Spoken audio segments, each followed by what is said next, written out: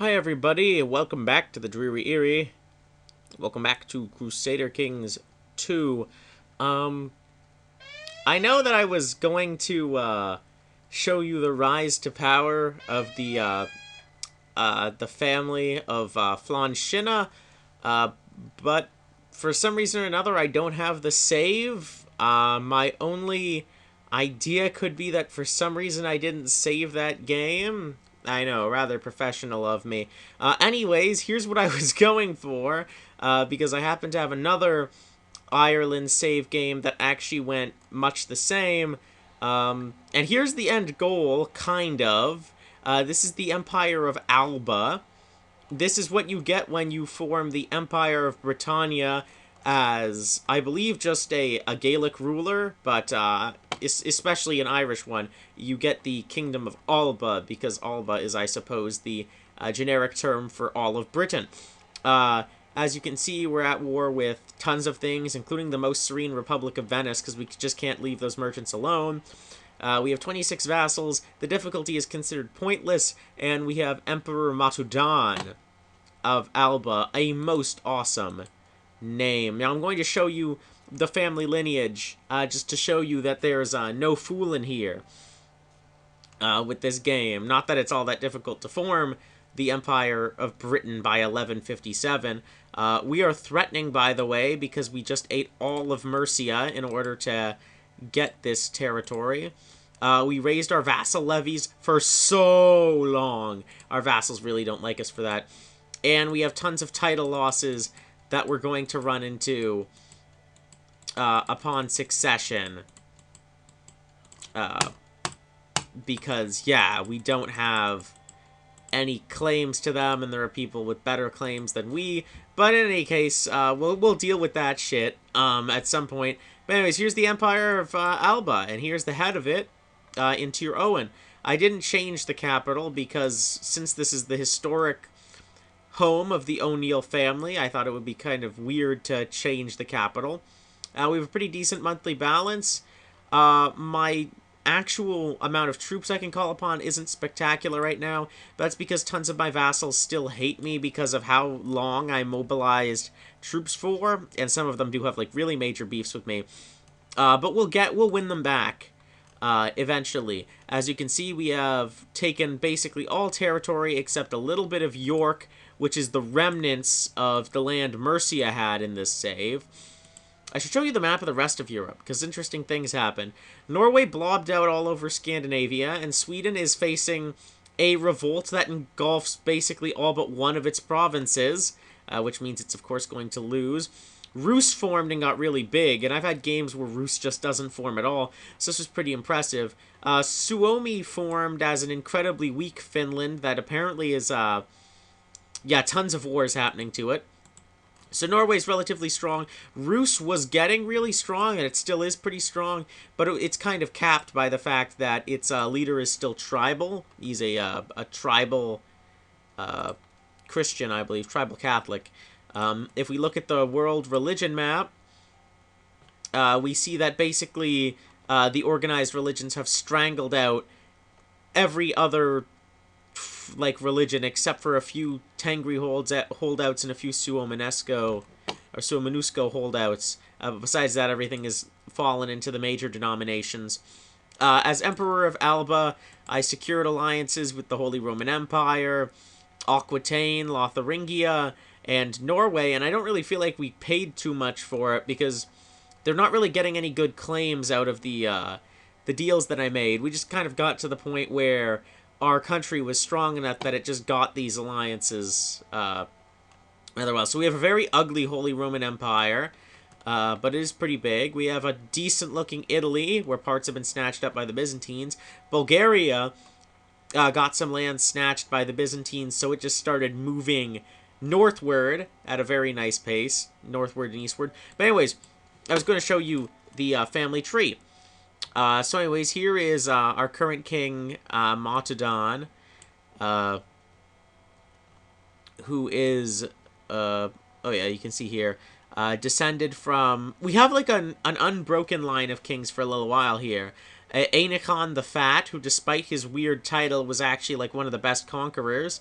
King Boedbo the Magnanimous, who united Ireland and Scotland. He died in battle in Winchester. King Cothmael of Era, who died at the age of 51 in battle due to a glitch, which caused his own men to kill him. Very fun. King Boedbo the First of Era, who died of severe stress. He got the depression trait and everything, and it was just, like, terrific. Let's see, I don't know exactly how to navigate this. This one. See, because I can move that there. Okay. Frick. Any case, going to the founder won't really help us much because, well, that would suck. Because that'd be like, oh, but anyways, as you can see, these guys got around a lot, had a lot of kids. I assure you that Flann Shinna is down the list somewhere, but I wish I could get to who the first High King was. Filter away all unlanded characters that have no children. Filter away characters that had no children. Filter away all childless women. And we ended up with that. Okay, so anyways.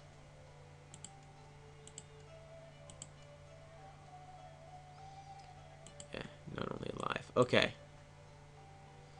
Yeah, Boedbo was a pretty cool guy. Yeah, so as you can see, our dynasty actually got pretty big after a while. Ugh. Disgusting. Yes, but Motudan didn't have a lot going for him, but he ended up becoming an emperor, so suck on that, assholes. I thought he couldn't do it. Back to previous dynasty. Oh, man. There's a tree. Again, how that... Oh! Oh, I see. Right-click. Okay. That's stupid.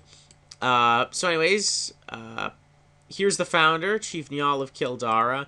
And if we just go down the list of landed men... Yep. Let's see. King Maeldub the Noble. King Cuanon the Old. Oh, right. Right. High Chief Ayad the Good. Filter. Not just landed men. Chief Donald of Lygan. Maeldub the Noble. Yep. All the way back there. Donald Tyr Owen. Ayad of Tyr Owen, but he's an older one. Earl Niall of Tyr Owen. Earl Niall of Tyr Owen, 846. High Chief Ayad the Good.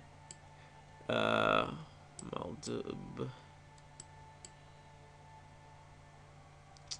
That's interesting, actually. Huh.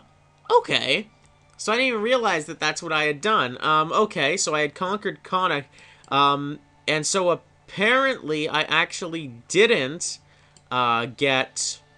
I just ignored Flann Shinna, apparently, and got to kingship by the very next generation with King Maeldub. Then we got King Cuanon the Old, who died at 78, hence his name. Then we got Mael Secondub, King Einmara the Just, who left no heir and was then succeeded by Earl Boudbo's like Earl Boudbo, and then we had Boudbio the First, and then we had Cathmael the First, and then we had Boudbo the Magnanimous. So in just a few branches, in just like a little bit, we kind of created like a really big empire. So this is what I had kind of hoped for the last save. Like, in all honesty, that save was going so well. I don't know why I ended up losing it. Because it was just, like, way too good. I can't believe it. We had a suicide.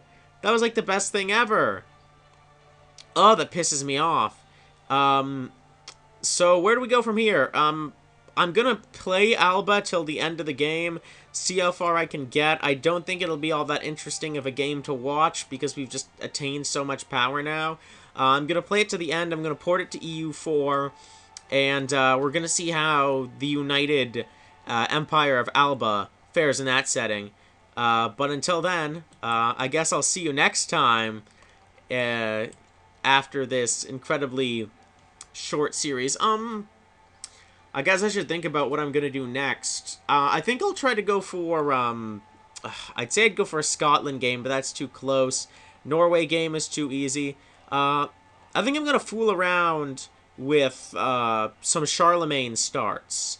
And see which Charlemagne starts I like best. Because, of course, I could just play an Ireland Charlemagne start, which I think is actually probably one of the hardest Ireland starts in the game.